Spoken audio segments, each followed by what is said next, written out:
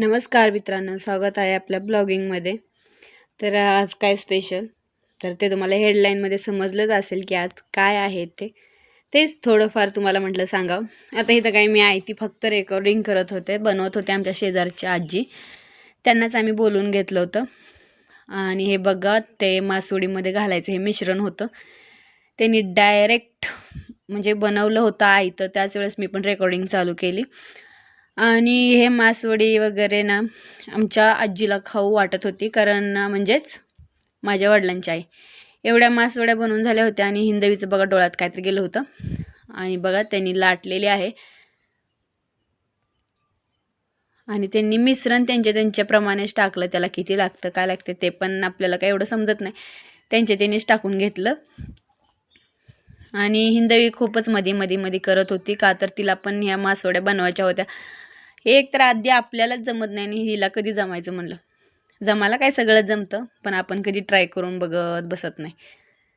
तर अजून एक ट्रिक सांगणार आहे मी तुम्हाला. मासवड्या आपण कसं करतो, चाळणीमध्ये ठेवतो, आधी पातेल्यात पाणी ठेवतो, नंतर त्याच्यावर चाळण ठेवतो, छिद्राची चाळण ठेवतो आणि त्याच्यामध्ये वड्या ठेवतो.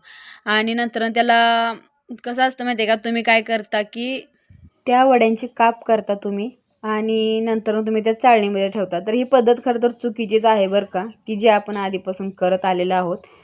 हे काय करायचं हे मी आज तुम्हाला ब्लॉगिंगमध्ये आजच्या सांगणार आहे. आता हे बघा, हे वडी बनलेली आहे. हे मी फक्त तुम्हाला दाखवते. ह्याच्यातले मिश्रण किती छान प्रकारे दिसतंय. आणि विशेष म्हणजे काय, त्याला दाबायचं असतं दोन्ही बाजूकडनं. आणि हे बघा, मी इडलीच्या भांड्यामध्ये केलेले आहेत. भरपूर होतात, भरपूर म्हणजे भरपूर होतात. अक्षरशः 32-33 ते काहीतरी अशा वड्या झाल्या होत्या आमच्या बनवून बरं का. आणि असे 2 घाणे झाले होते आमचे, पण एकाच झटक्यात एवढे होतात. आणि नंतर काय याला फ्राय करायचं होतं. तर हे मी तुम्हाला दाखवते उकडल्यानंतर. हे बघा, हे उकडलेले आहेत. ह्याला छोटे छोटे असे फोड येतात, त्याच वेळेस बंद करून टाकायचं. हे काय त्याच्या आमटीसाठी मिश्रण केलेलं होतं.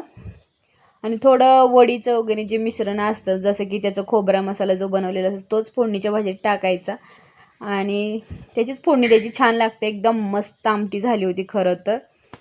आणि बघू शकता तुम्ही, दाखवतेच मी तुम्हाला मोहरं.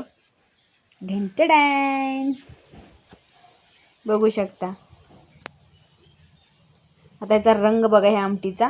आणि तर आम्ही जेवायला बसलो. वड्या काय नंतर फ्राय केल्या होत्या आईने.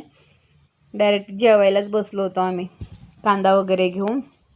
आणि ती बघा आमटीकडे बघून भाकरी वगैरे झाल्या. त्या भाकरी बरोबरच ही आमटी खरं तर छान लागते. ही आहेत आपल्या वड्या. आणि थँक्यू सो मच, तुम्ही आपली ब्लॉगिंग बघितली. आणि बाय सगळ्यांनाच.